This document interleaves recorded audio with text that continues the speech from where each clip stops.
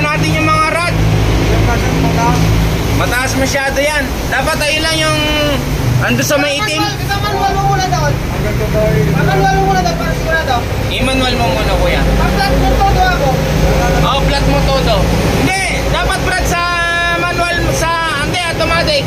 Pag tinaas mo, tapos binaba mo, magle-level, ganyan siyang level. Ibig sabihin, mataas yan, yung level niya na yan. Bawasan natin, ibaba natin yung stick. Isagad natin yung mga stick niya. Mataas masyado yan. Oo, tanggalin mo lang yung stick lang ang tanggalin mo, yung switch, wag mo nang tatanggalin yan. Sige. Ayan, dapat doon sa may brown na yung Brad eh. Ayan diba? Nagbaba naman siya kusa. Ha? Nagbaba naman siya. Tingnan mo kung ano. Hindi, ibaba mo na lang Brad para sigurado Brad. Ayan pinapa-level ko na lang yung airbag natin mga ka-experience, no? Ayan. Di ba? Ayan, mamaya-maya mag-okay na, uwi na to ng Impanta. Tapos mamayang gabi, balik ulit ng Bulacan, karga uli sila, no? Kaya nga sa isang araw, halos 2 beses silang nabiyahe mga ka-experience. Ano kuya? Okay lang ba makita ka sa video? Wala namang problema yan, no? Ayan si kuya, pumapayag naman siya pakita sa video. Ilang beses ka bumibiyahe sa isang araw kuya? 2 beses. Ano yan, magmula Impanta hanggang Bulacan? Ayan 2 beses siya mga experience. Magbiyahe sila. Ang karga niyan 25 tons, no? 25 tons ang laman nito ha. Hindi biro ang karga niya mga ka-experience, 25 tons ha. Ayan di ba? 25 tons yung ano niyan, yung karga niya.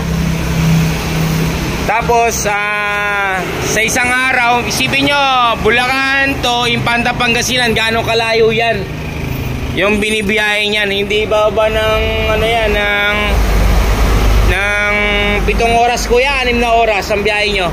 7 oras ang biyahe nila magmula daw Bulacan hanggang Impanta. 7 oras daw ang biyahe nila mga ka-experience, no? Ayan. Kaya yung ginawa natin, sulit na Isipin mo 2 beses sa isang araw kung pag nagbibiyahe sila. Hindi ba sulit yan mga ka-experience, di ba? Isipin nyo, Bulacan to Impanta, Pangasinan, gano'ng kalayo yun ha. Di ba? Sulit. Ayan, baba pa natin yung Brad. Kailangan makalahati natin ng konti, na. Taas mo lang Brad, likod mo Brad, baka biglang bumagsak yung likod mo. Hop! Automatic! Ayun nag-automatic na. Brad, tingnan mo kung pares yung level nila. Tama lang? Pares lang? Okay na. Nag-automatic na siya kuya. Sige, uwi na sila ng Impanta. Okay na yan. I-fix mo na lang yung mga rod nila Brad, na. So yun mga ka-experience, ito yung ginawa natin na truck.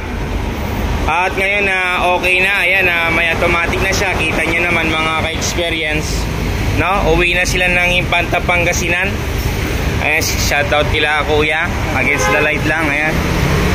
Ayan si kuya yung truck niya na lang ang hindi natin nagagawa. Nagawa natin, na-repair lang ata natin no kuya, no? Ito na yung truck na unang-unang ginawa sa Impanta, Pangasinan kay Mayor. Shoutout po Mayor. Ayan ayan kita nyo na mga forma ng truck na ito. Pantay na. Ayan, tingnan mo kuya kung okay na ganyan. Okay na Pero parang mas gumanda siya ngayon tindig niya kasi pantay yung leveling switch natin ngayon. Ayan mga ka-experience pantay na siya ngayon mga ka-experience. Ayan. Kaya maganda yung switch na nilalagay natin na aluminum, no? Ayan di ba? Biyahe na sila ng Impanta, Pangasinan mga ka-experience. Okay na po ito mga ka-experience. Ayan, nag-automatic na po siya. Ganda na ng level ng ganda na yung level ng airbag ngayon. Parang hindi na siya masyadong mataas. Ayan, parang back to original na talaga siya, no? Ayan yung bata ko. Pinabalik niya na yung ilalim, no? Ayan. Kita nyo, dyan siya maglalaro mga ka-experience. Ayan. Ito nyo naman, di ba? Unang-unang sinitaplat mo. Na? Unang-unang. Okay na? Yung sinitaplat na boy, unang-unang. Oo, ito yung ginawa natin unang-una. Yung wala pang box ito. Itong truck na to, wala pa tong box eh. Yung mga dice yan nakalagay pa sa ilalim. Pero yung dalawang kasunod na ginawa natin, meron na siyang control module dun sa taas ng bangko. Ito wala to, nasa ilalim pa yung mga dice niya ito mga ka-experience. Pero kita nyo naman, tumagal naman siya, 2 years na mahigit mga ka-experience. Buhay pa yung ginawa natin, no?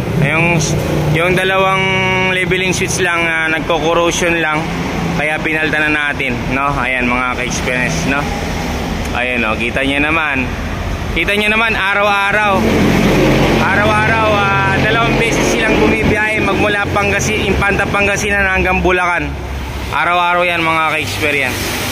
So yan, hanggang dito na po mga ka-experience. Maraming salamat po.